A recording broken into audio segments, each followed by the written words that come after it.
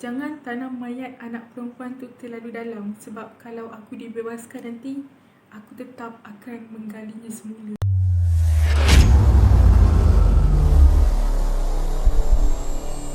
Hai semua, don't forget to subscribe my channel and jangan lupa untuk tekan button bell yang ada dekat tepi tu ya. Hai, Assalamualaikum and welcome back to another episode of Case Jenayah. So, kepada yang baru dengan channel aku, hai semua, nama aku Hada. Seperti yang aku dah cakap dekat video aku sebelum ni, which is minggu lepas punya video, aku cakap yang hari ni tak ada kisah seram. Okay, so sebabnya hari ni aku nak bagi kepuasan kepada orang yang suka aku bercerita tentang kes jenayah. Aku nak cakap yang aku akan mengetepikan semua kisah-kisah seram aku dan aku akan bawa ke tengah satu lagi kes jenayah yang berjaya menarik perhatian aku. Kes ni pun famous juga dekat banyak social media. Sebab itulah aku nak bawakan kes ni ke channel aku hari ni dan kita akan bincangkan sama-sama. Tapi pertama sekali aku nak cakap apa yang aku ceritakan pada hari ni adalah berdasarkan dari apa yang aku dah baca dekat banyak gila artikel dan aku dah selidik dulu. Kebanyakannya aku baca dekat artikel yang dipercayai dan artikel tu diupdate pada 11 September tahun 2020. So baru-baru ni lah diupdate. Jadi kalau contohlah aku punya info ni tersalah, tolong betulkan aku dekat bahagian komen. Jadi tanpa kita membazir idea dan melengahkan masa, jomlah kita start kita punya case. Kes yang akan kita bentangkan pada hari ini adalah kes Anatoly Mosvin. Aku rasa kebanyakan daripada korang memang dah kenal dah siapa Muhammad ni. Tapi hari ni aku akan ceritakan dengan cara aku dan aku akan ringkaskan dekat korang dengan poin-poin yang aku rasa dah cukup padat. Tak tahulah kalau bagi korang padat ke tak. Apa yang aku nak cerita sekarang ni, kalau korang tak tahu siapa Anatoly Mosvin ni, Anatoly Mosvin ni adalah seorang lelaki yang sangat-sangat bijak, tapi dia ada satu hobi yang pelik, which is dia suka dekat satu anak patung besar ni, dan anak patung tu dia buat sendiri daripada mayat. Anatoly ni dilahirkan pada tahun 1966 kalau nak diikutkan kepada kiraan aku. Tahun ni umur dia 54 tahun. Dia berasal daripada Rusia. Kiranya dia orang Rusia lah. Macam yang aku cakap tadi, dia seorang lelaki yang sangat-sangat pandai sebab dia ni ahli filologi dekat Rusia, and then dia juga merupakan sejarawan dan ahli bahasa. Dia pandai bertutur dalam 13 bahasa. Anatoly ni dia ada satu minat yang mendalam tentang tanah perkuburan dan upacara pengebumian. Dia ni juga dianggap macam pro lah, macam pakar dalam bidang-bidang ni. Anatoly ni kan, kalau nak diikutkan, dia adalah seorang yang baik sebab dia macam tak pernah mabuk, dia tak pernah minum alkohol, dia tak pernah merokok. Pasal kisah hidup dia ni, dia tak pernah kahwin dan dia tak pernah langsung bercinta. Dia duduk dekat sebuah apartmen dengan mak dan ayahnya. Tapi mak ayahnya ni tak tahu pun yang patung-patung koleksi dia tu sebenarnya diperbuat daripada mayat. Tahun 2011 tu adalah tahun di mana terkantornya segala perbuatan dia, dan polis menemui 26 mayat kanak-kanak perempuan yang telah pun diawet, dan mayat tu sekitar usia 3 hingga 15 tahun. Okey, sekarang ni kita nak cerita macam mana Anatoly ni dia boleh jadi macam tu. Macam mana dia boleh minat dengan mayat ni. Masa dia on the way balik rumah, masa tu dari sekolah, kiranya dia muda lagi lah kan masa tu. Dari sekolah dia nak balik ke rumah, dia terserempak dengan beberapa orang, kiranya macam sekumpulan lelaki yang berpakaian serba hitam. Lelaki tu memaksa dia untuk ikut lelaki tu ke satu upacara pengebumian. Masa tu orang-orang kat situ pula paksa dia untuk masuk dalam satu keranda, dan dalam satu keranda tu berisi satu mayat perempuan, kanak-kanak perempuan yang dalam usia 11 tahun, dan nama mayat tu adalah Natasha. Anatoly ni pun dipaksa untuk cium Natasha. So Anatoly ni pun ciumlah Natasha. Dekat situ ibu kepada Natasha ni tadi disarungkan cincin dekat tangan Natasha dan Anatoly. Dan disebabkan minat dia yang semakin mendalam ni, dia macam lebih ingin mempelajari tentang ilmu-ilmu tanah perkuburan dan upacara pengebumian. Tahun 2005, dia ditugaskan untuk pergi ke beberapa buah kubur untuk tulis apa yang menarik sangat tentang kubur ni dan catat nama-nama si mati yang ada di kubur yang dia dah pergi tu lah. Dalam satu artikel yang aku baca, Anatoly ni telah pergi lebih 700 tempat perkuburan yang ada dekat 40 wilayah yang ada di Nizhny Novgorod, tempat yang dia tinggal tu. So korang nak tahu tak, sekitar tahun 2005 sehingga 2007 ni, Anatoly ni cuma jalan kaki je untuk periksa 752 perkuburan. Dan dia sepanjang perjalanan dia memeriksa kubur tu, dia hanya tidur dekat kubur yang dia dah singgah tu, ataupun dia tidur dekat jerami dekat satu ladang yang dah ditinggalkan. Dan katanya pernah juga dia tidur dekat sebuah keranda disiapkan untuk majlis pengebumian tu esok. Macam tu. So gila tak gila, dia tidur dekat kubur weh. Dia bukan macam manusia normal. Kalau manusia normal dia dah anggap yang kubur tu adalah tempat yang seram ataupun misteri, so dia takkan tidur kat situ kan. Anatoli dia lain, sebabkan minat dia yang sangat mendalam tu lah, dia sanggup untuk buat semua tu. Okey, Anatoli ni kan sebenarnya dia dah banyak kali disoal siasat dengan polis, tapi dia tak pernah ditangkap. Sebab polis ni kan, dia macam dah start rasa macam Anatoli ni macam something wrong lah. Sebab yelah dia pergi kubur ke kubur, and then macam mungkin polis tu fikir yang Anatoli ni cuba untuk nak buat onar ke kubur tu, nak rosakkan kubur. Tapi disebabkan Anatoli ni ada sebab yang sangat kukuh, mungkin dia cakap kat polis tu yang dia pergi ke kubur untuk dia nak belajar.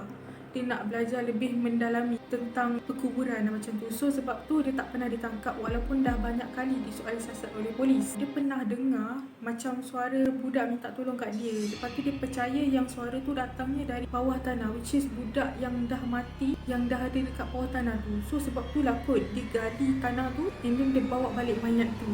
So after dia dah gali mayat tu, dia bawa balik mayat tu, dia akan awetkan mayat tu sebelum dia hias dengan baju cantik, rambut palsu, makeup, something like that lah. Dia akan awet dulu untuk make sure yang mayat tu tahan lama ataupun tak berbau ataupun lembik, and then barulah dia hias cantik-cantik dan dia letakkan mayat tu ke satu posisi yang dia nak. Kiranya macam mayat ni dia nak letak dekat atas kerusi dekat dengan meja kopi. So macam dia letak macam apa tu, tak macam dollhouse. So dia akan letak patung tu dekat posisi yang dia minat. Dia ada beberapa buah patung yang dia kurang minat, dia akan letak dekat tempat yang mungkin dalam almari macam tu lah. So Anatoli ni dia buat hobi tu dah lama gila, tapi mak dengan ayahnya ni tak pernah tahu pun yang patung koleksinya tu adalah mayat sebenarnya. Tapi mak ayah dia ni tahu yang Anatoli ni dia ada satu minat yang pelik, which is dia sukakan anak patung perempuan yang besar. Tapi dia tak tahu pun anak patung tu dibuat daripada mayat yang telah diawetkan. So mak ayah dia ni memang tak tahu. Tapi Anatoli ni dia menganggap yang anak-anak patung tu, koleksi anak patung dia semua tu adalah anak-anak dia sendiri. Kau tahu tak cerita yang paling seram aku baca pasal Anatoli ni?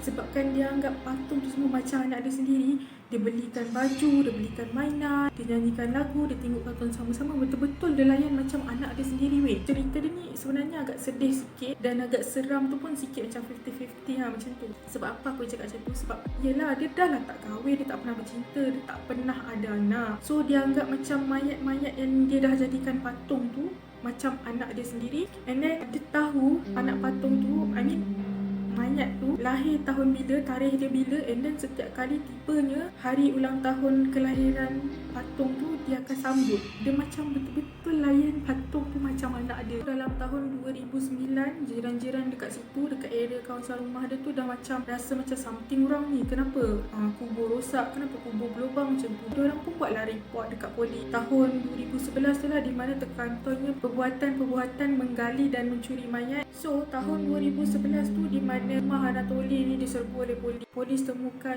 26 mayat kanak-kanak sekitar umur dia 3 hingga 15 tahun. Kenapa aku cakap 26? Mesti korang pernah dengar 29. Aku pun tak tahu kenapa aku cakap 26. Sebab aku baca dekat artikel tu, dia tulis yang ditemui hanya 26 mayat kanak-kanak perempuan. Sebab aku tak tahu kenapa ramai yang cakap 29, dan aku banyak juga baca artikel yang mengatakan 29 mayat kanak-kanak perempuan yang ditemui. Tapi yang aku baca dekat artikel tu, dia tulis 26 sahaja.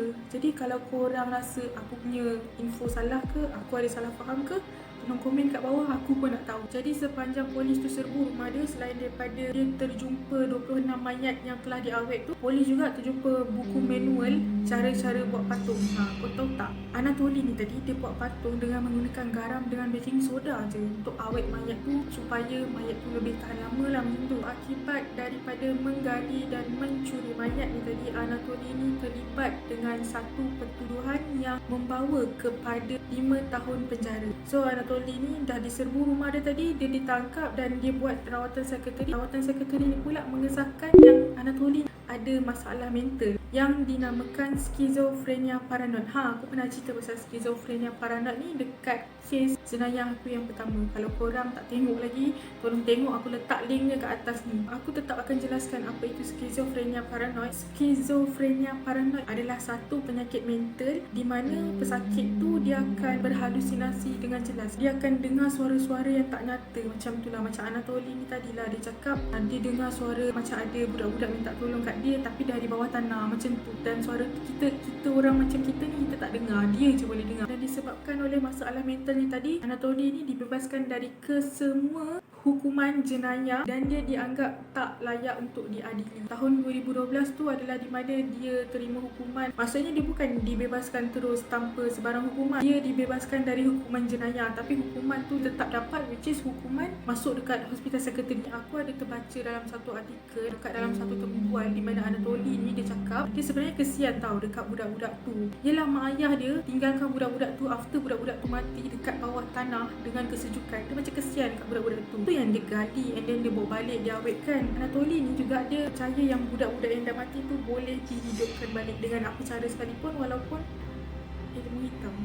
Anatoly ni dia kata budak-budak yang dekat bawah tanah tu macam menyeru Anatoly untuk tolong dia. Apa yang aku cakap, kisah Anatoly ni ada yang macam aku rasa sedih sikit. Macam yang aku cakap dekat awal video tadi, Anatoly ni dia tak pernah kahwin, dia tak pernah bercinta, jadi dia tak ada anak. Dia pernah buat permohonan untuk ambil anak angkat perempuan tapi permohonannya ditolak atas sebab tak berkemampuan. Sekarang ni kan, apa yang aku dapat tahu, Anatoly ni sebenarnya dah dibebaskan tapi masih dapat rawatan psikiatri tu dari rumah. Cuma apa yang aku terbaca dalam satu artikel, permohonan pembebasan Anatoly tu ditolak pada Februari 2019, tahun lepas kiranya. Jadi tahun ni aku tak pasti dia dah dibebaskan ke belum. Cuma apa yang aku boleh cakap, walaupun dia ada dalam hospital tu lagi ataupun dia dah bebas dekat rumah, dia tetap dapat rawatan psikiatri. Korang nak tahu tak benda yang paling gila yang Anatoly ni pernah cakap dekat polis? Jangan tanam mayat anak perempuan tu terlalu dalam, sebab kalau aku dibebaskan nanti aku tetap akan menggalinya semula. Okey, tu je kisah aku pasal kes jenayah pada hari ni. Korang lagi suka aku buat konten seram ataupun